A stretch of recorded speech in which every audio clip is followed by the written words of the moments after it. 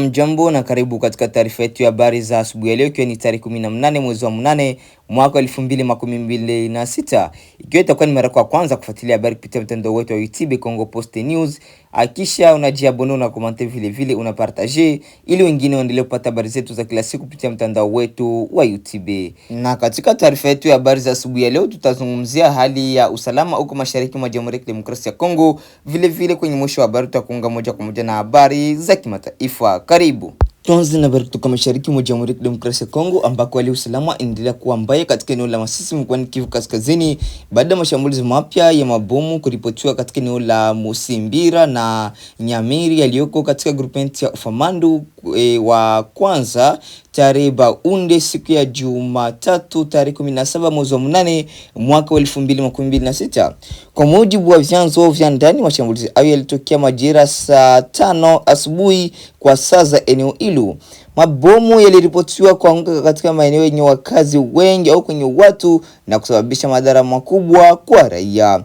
Hata hivyo, taarifa za awali hazijaweka wazi idadi kamili ya waliouawa au kujeruhiwa. Mashambulizi haya yanadaiwa kuhusishwa na muungano wa M23 pamoja na RDF, ingawa taarifa kama hizi zinatoka katika maeneo yenye mapigano zinahitaji kuthibitishwa kwa vyanzo huru kabla ya kuchukuliwa kama ukweli wa mwisho. Tukio hili linakuja siku moja tu baada ya mashambulizi mengine kuripotiwa katika vilima vya Kihinga na Malumba ambavyo pia viko katika eneo hilo la Ufamandu. Hali hii inaonyesha kwamba mapigano bado yanaendelea katika maeneo mbalimbali ya Masisi licha ya juhudi za kidiplomasia zinazolenga kumaliza mapigano mashariki mwa Jamhuri ya Kidemokrasia ya Kongo. Wakati huo mapigano yanaendelea kuripotiwa kati ya wapiganaji wa M23 na makundi ya wazalendo. Milio ya risasi na milipuko imesababisha hofu kubwa miongoni mwa wakazi, familia kadhaa zikiondoka katika vijiji vyao kutafuta maeneo salama. Baadhi ya wakazi wameelekea upande wa Lualwanda katika eneo la jirani la Walikale wakikimbia hatari ya kuendelea kwa mapigano. Hii ni ishara nyingine ya madhara makubwa ambayo vita vinaendelea kuwa nayo kwa raia. Wakati mapigano yanapokaribia maeneo yenye makazi au kwenye watu wengi, watu hulazimika kuacha nyumba zao, mashamba, biashara na mali bila kujua ni lini wataweza kurejea. Kinachotia wasiwasi zaidi ni kwamba mapigano haya yanatokea katika mazingira ambayo tayari yana changamoto kubwa za kibinadamu. Kila ongezeko la mapigano linamaanisha uwezekano wa kuongezeka kwa idadi ya watu wanaokimbia makazi yao pamoja na mahitaji ya chakula, maji, matibabu na malazi. Kwa familia zinazokimbia bila maandalizi, safari yenyewe inaweza kuwa changamoto. Baadhi yao huondoka wakiwa wamebeba vitu vichache tu wanazoweza kuvibeba, huku wengine wakitenganishwa na ndugu zao kutokana na harakati za ghafla. Tukio hili pia linaangazia umuhimu wa juhudi za kimataifa na za kufuatilia utekelezaji wa usitishaji wa mapigano. Takriban siku 3 zilizopita, ujumbe mkubwa wa Umoja wa Mataifa uliwasili katika jiji la Goma katika hatua zinazohusishwa na juhudi za ufuatiliaji na uthibitishaji wa hali ya usitishaji wa mapigano katika maeneo ya Kivu Kaskazini na Kivu Kusini. Hata hivyo, ripoti za mapigano mapya katika eneo la Masisi zinaonyesha kwamba changamoto kubwa bado ipo kati ya makubaliano ya kisiasa na hali halisi nayo wakabili watu walioko kwenye mstari wa mbele wa vita. Kwa upande mmoja, kuna juhudi za kidiplomasia zinazolenga kupunguza mapigano. Kwa upande mwingine, silaha bado zinasikika katika maeneo mbalimbali na raia wanaendelea kulipa gharama kubwa. Kwa mtazamo wa kiusalama, eneo la Masisi lina umuhimu mkubwa kwa sababu linaunganisha maeneo kadhaa yenye migogoro katika eneo la Kivu Kaskazini. Kuendelea kwa mapigano katika Ufamandu kunaweza kusababisha harakati mpya za watu kuelekea maeneo jirani, hususan Walikale, na kuongeza mzigo kwa jamii ambazo tayari zinakabiliwa na changamoto za kibinadamu. Pia mashambulizi yanaripotiwa katika maeneo yenye makazi ya raia yanaibua swali muhimu kuhusu ulinzi wa raia wakati wa vita. Chini ya sheria za kimataifa na za kibinadamu, pande zinazohusika katika mapigano zina wajibu wa kuwatenganisha raia na walengwa wa kijeshi na kuchukua tahadhari kulinda maisha ya watu wasiokuwa wapiganaji. Kwa sasa jambo muhimu ni kupata taarifa sahihi kuhusu madhara ya mashambulizi haya, idadi ya waathirika na hali ya watu waliokimbia makazi yao. Kwa hiyo hali ya Masisi bado ni ya wasiwasi. Mashambulizi ya Musimbira na Nyamiri yakifuatiwa na mapigano katika maeneo ya Kahinga na Mulamba yameongeza hofu miongoni mwa wakazi na kusababisha baadhi yao kukimbia kuelekea Walikale. Wakati Umoja wa Mataifa ukiendelea na juhudi za kufuatilia usitishaji wa mapigano, matukio haya yanaonyesha kwamba amani kwenye karatasi pekee haitoshi. Kinachohitajika zaidi ni kusitishwa kwa mapigano kwa vitendo, ulinzi wa raia na kuhakikisha kwamba familia zinazolazimika kukimbia makazi yao zinapata msaada wa kibinadamu. Kwa wakazi wa Masisi, swali kubwa sasa ni moja. Je, usitishaji wa mapigano utaweza kugeuka kuwa amani inayoshikika ardhini, au mapigano yataendelea kusababisha wakazi kukimbia makazi yao? Tuendelee na habari kutoka mashariki mwa Jamhuri ya Kidemokrasia ya Kongo, ambako hali ya sintofahamu inaendelea kuhusu vita vya M23 mashariki mwa Jamhuri ya Kidemokrasia ya Kongo. Baadhi ya wapiganaji wa makundi ya ndani inayojulikana kama Wazalendo wameeleza kutoridhishwa kwao na namna serikali inayowatambua na kuwaendesha. Malalamiko hayo yameonekana katika video iliyosambaa kwenye mitandao ya kijamii, ambako baadhi ya wapiganaji hao wanadai kwamba mchango wao katika kulinda maeneo ya taifa haujapewa uzito unaostahili.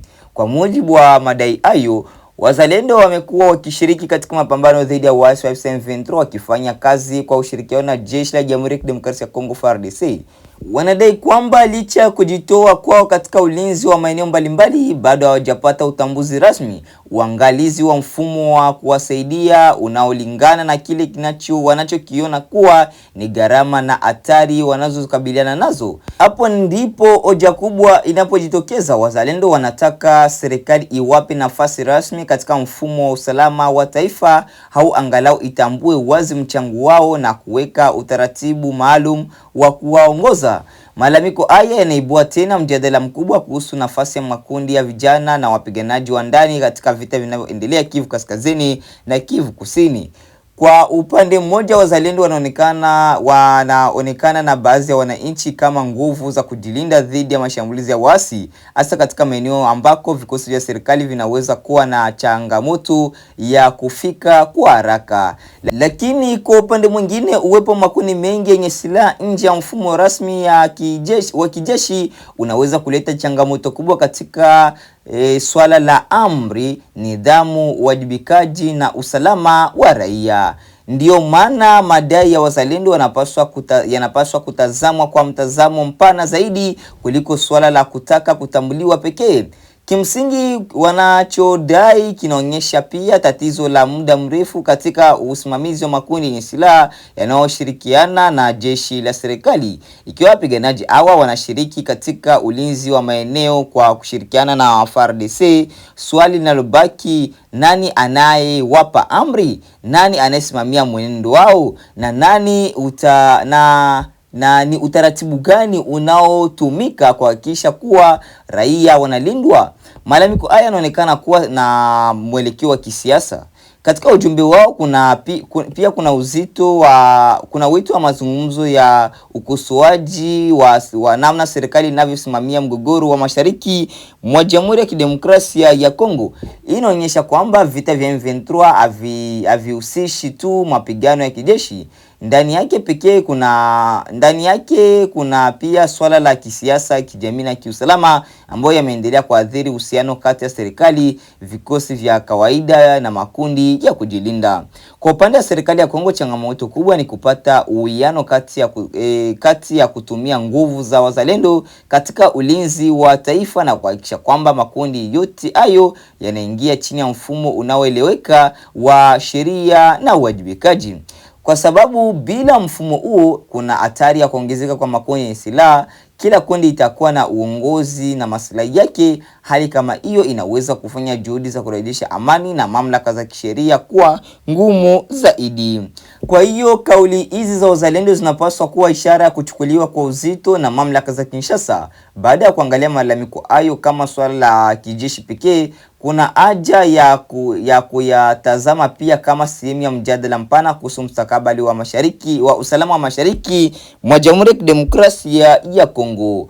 Kwa kumalizia, malalamiko ya baadhi ya wazalendo yanaonyesha kuwa kuna kiu ya kutambuliwa, kusikilizwa na kuwekwa katika mfumo rasmi wa usalama. Lakini wakati huo utambuzi wowote unapaswa kwenda sambamba na sheria, nidhamu, uongozi wa wazi na ulinzi wa raia. Katika mazingira ambayo vita vya M23 bado vinaendelea kuwa changamoto kubwa kwa taifa la Kongo, namna serikali itakayoshughulikia madai haya inaweza kuwa na hatari kubwa katika mshikamano wa vikosi vinavyopigana upande wake katika juhudi za kutafuta suluhisho la kudumu la mgogoro mashariki mwa Jamhuri ya Kidemokrasia ya Kongo. Baada ya kusikiliza matangazo yetu ya habari kutoka sehemu mbalimbali mashariki mwa Jamhuri ya Kidemokrasia ya Kongo, mpendo wa msikilizaji na mtazamaji, acha nikuunge moja kwa moja na habari za kimataifa. Karibu. Kwa Mashariki ya Kati sasa, ambapo rais wa Marekani Donald Trump ametishia kuishambulia Omani kwa mabomu iwapo itaingilia kati mazungumzo kati ya Marekani na Iran. Mwandishi wa habari wa Fox News anasema Rais Trump alitoa kauli hiyo wakati wa mazungumzo ya simu, ambapo pia alisema Marekani ina njia ya mawasiliano ya siri na ya moja kwa moja na walinzi wa mapinduzi ya Kiislamu wa Iran, IRGC. Jeshi la walinzi wa mapinduzi ya Kiislamu wa Iran, IRGC, imekanusha kuhusika katika mazungumzo na Marekani. Hata hivyo, maafisa wa Iran wanasema kuwa awali walikuwa karibu kuhitimisha makubaliano na Omani kuhusu usafiri wa meli kupitia mlango bahari wa Hormuz. Wakati huo, mkataba wa makubaliano wa siku 60 unafikia tamati hii leo Jumatatu. Makubaliano hayo yalikuwa ahadi iliyotiwa saini na Marekani pamoja na Iran kwa ajili ya mazungumzo zaidi ili kufikia makubaliano ya mwisho. Omani, ambayo inasema ni nchi isiyofungamana na upande wowote katika mzozo huu, imekumbwa na mashambulizi kadhaa kutoka Iran tangu mzozo huu ulipoanza. Hata hivyo, sasa inashiriki katika mazungumzo na Iran ili kufungua tena mlango bahari wa Hormuz. Tom Bettman ni mwandishi wa habari wa BBC anayeripoti kutoka ikulu ya White House mjini Washington. Hili ni pendekezo la kipuuzi sana kutoka kwa Rais Trump. Oman imekuwa mshirika thabiti wa nchi za Magharibi tangu miaka 1950, hasa ikianzia na Uingereza. Lakini pia imekuwa kituo cha mazoezi ya kijeshi na wakati mwingine ilikuwa mahali pa kuanzia mashambulizi kama vile uvamizi wa Afghanistan wa mwaka 2001, la kwamba Marekani ingeweza kubadili msimamo na ghafla kuishambulia kwa mabomu nchi hii ambayo ni mshirika thabiti wa Magharibi, sidhani kama linapaswa kuchukuliwa kwa uzito mkubwa. Ninaamini kuwa mambo mengi anayosema Donald Trump husemwa ili kuleta athari fulani, na nadhani hufanya hivyo kwa matumaini kwamba watu watabadilisha tabia zao ili ziendane na matakwa yake. Mjumbe wa Rais Trump katika eneo la Mashariki ya Kati, ambaye pia ni mkwe wake, Jared Kushner, amefanya mazungumzo na Waziri Mkuu wa Israel Benjamin Netanyahu. Kushner anajaribu kufufua pendekezo la mpango wa amani wa Gaza linaloungwa mkono na Marekani ambalo limekataliwa na Israel. Maafisa wa Israel walisema kuwa mkutano wa leo ulijikita zaidi katika vipengele ambavyo vinaweza kukubaliwa. Hatua hii inakuja siku moja tu baada yake kufanya mazungumzo adimu na kundi la Hamas. Inaripotiwa kuwa alilishinikiza Hamas kukubali mpango wa kuweka chini silaha ambao unaweza kuthibitishwa, sharti muhimu kutoka kwa Israel ambayo imekataa kuondoa majeshi yake katika eneo hilo. Jana Jumapili, nchi 8 zikiwemo Saudia zilitoa taarifa kulaani hatua ya Israel ya kukataa pendekezo hilo. Hapa tunamwona Jared Kushner akikutana na rais wa Misri Abdel Fattah al-Sisi usiku wa Jumapili. Kwa mujibu wa taarifa kutoka ofisi ya rais wa Misri, wawili hao walijadili hali ya mambo Mashariki ya Kati na juhudi za kuhitimisha vita huko Gaza. Mkutano huo ulihudhuriwa pia na waziri wa mambo ya nje wa Misri pamoja na mkuu wa shirika la ujasusi la taifa hilo. Mwandishi wetu wa Mashariki ya Kati Yolande Nel ana maelezo zaidi kutoka Jerusalem.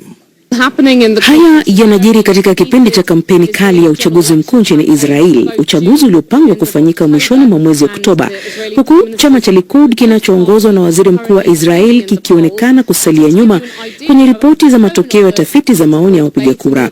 Ili kukupa picha halisi ya mwelekeo wa mjadala wa kisiasa na madai ya washirika wa serikali ya muungano wa sasa, Itamar Ben-Gvir, waziri wa usalama wa taifa mwenye msimamo mkali wa mrengo wa kulia, alikuwa akizungumza katika kipindi cha mtandaoni yani podcast na Rom Bralavsky, ambaye aliwahi kushikiliwa mateka huko Gaza. Katika mazungumzo hayo, Ben-Gvir alieleza kutokubaliana na msimamo wa waziri mkuu, akirejelea hali ya kupungua kwa muda wa mashambulizi ya anga ya Israel dhidi ya Gaza.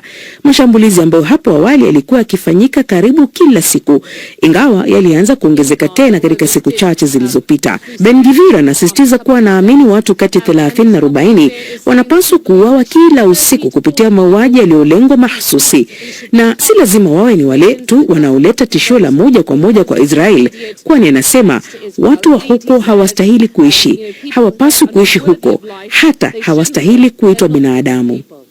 Kiongozi wa upinzani Tundu Lissu anayekabiliwa na shtaka la uhaini anatarajiwa kujua hatima yake siku ya Ijumaa, ambapo jaji anatarajiwa kutoa uamuzi wake ikiwa kiongozi huyo wa Chadema ana kesi ya kujibu au la. Upande wa mashtaka umekamilisha kesi yao dhidi yake. Wakili wa serikali Nasoro Katuga amefunga ushahidi wao uliowasilishwa mahakamani. Serikali imesema kwamba mashahidi ambao mpaka sasa wametoa ushahidi kwa upande wao wanatosha. Mwanahabari wetu Igan Sala alikuwa mahakamani na kututumia taarifa ifuatayo. Shauri la uhaini linalomkabili mwenyekiti wa Chama cha Demokrasia na Maendeleo Chadema Tundu Antipas Lissu limesikilizwa tena Mahakama Kuu ya Tanzania masijala ndogo hapa jijini Dar es Salaam, na baadaye ikafikiwa kwamba shauri hilo liahirishwe mpaka siku ya Ijumaa, ambayo sasa litakuja kwa ajili ya majaji kutoa uamuzi iwapo mshtakiwa Tundu Antipas Lissu ana mashitaka ya kujibu au hana mashitaka ya kujibu. Yote haya yanakuja baada ya shauri hili kusikilizwa na upande wa waleta mashtaka kuleta mashahidi 17 ambao wametoa ushahidi wao, na ndio ushahidi ambao wameikabidhi mahakama na kuiomba kwa ushahidi huo wa mashahidi 17 ione na iseme kwamba mshtakiwa ana hatia na ana kesi ya kujibu. Lakini kwa upande wake Lissu, yeye ameiomba mahakama na kuiambia mahakama ushahidi ulioletwa mahakamani haujitoshelezi, lakini pia hauna msingi mzito wa kuweza kuthibitisha kwamba yeye ametenda makosa hayo ya uhaini ambayo anashtakiwa nayo. Kwa hiyo kesi imeahirishwa mpaka siku ya Ijumaa, ambapo majaji sasa watakuja na uamuzi iwapo Lissu ana kesi ya kujibu au hana. Lakini yote haya ni baada ya wao kuomba kwamba ushahidi huu ni mrefu, mashahidi ni wengi na wanahitaji muda wa kutosha kusoma na kuelewa kile ambacho mashahidi walisema ili watoe uamuzi ambao utakuwa ni wa haki. Licha ya kwamba Lissu aliomba mahakama iamue leo kwamba hana hatia na imruhusu aende nyumbani kwa sababu amekaa gerezani muda wa kutosha na itakuwa ni vizuri akiruhusiwa kwenda leo, lakini majaji wamesema hivyo. Igan Sala, BBC, Dar es Salaam. Seme kwamba mshtakiwa ana hatia na ana kesi ya kujibu. Lakini kwa upande wake Lissu, yeye ameiomba mahakama na kuiambia mahakama ushahidi ulioletwa mahakamani haujitoshelezi, lakini pia hauna msingi mzito wa kuweza kuthibitisha kwamba yeye ametenda makosa hayo ya uhaini ambayo anashtakiwa nayo. Kwa hiyo kesi imeahirishwa mpaka siku ya Ijumaa, ambapo majaji sasa watakuja na uamuzi iwapo Lissu ana kesi ya kujibu au hana. Lakini yote haya ni baada ya wao kuomba kwamba ushahidi huu ni mrefu, mashahidi ni wengi na wanahitaji muda wa kutosha kusoma na kuelewa kile ambacho mashahidi walisema ili watoe uamuzi ambao utakuwa ni wa haki. Licha ya kwamba Lissu aliomba mahakama iamue leo kwamba hana hatia na imruhusu aende nyumbani kwa sababu amekaa gerezani muda wa kutosha na itakuwa ni vizuri akiruhusiwa kwenda leo, lakini majaji wamesema hivyo. Igan Sala, BBC, Dar es Salaam. Na ni hapo ndipo tunapohitimisha matangazo yetu ya habari za asubuhi ya leo. Basi tukutane katika taarifa zetu za habari za mchana. Asante kwa kuwa nasi mpaka tamati. Asante.